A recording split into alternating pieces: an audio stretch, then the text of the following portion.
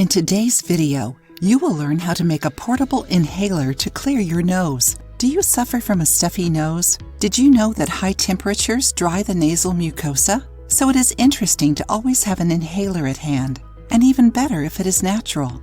After all, commercial nasal sprays don't always solve this issue.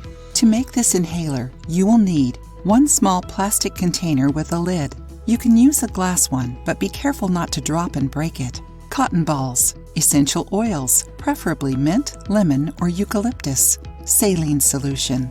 Enjoying the video? Then give it a like and share it with your friends to help the channel. How to make it? Start by sanitizing the container. Then, dampen the cotton balls in the saline solution. Be careful not to drench them.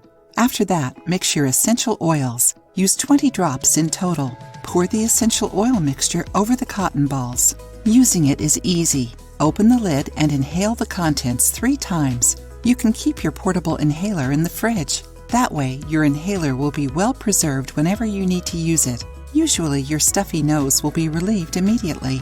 You can use this inhaler for 5 days on average. After that, the ingredients lose their capacity, and you need to make another one. Try it and share your experience with us.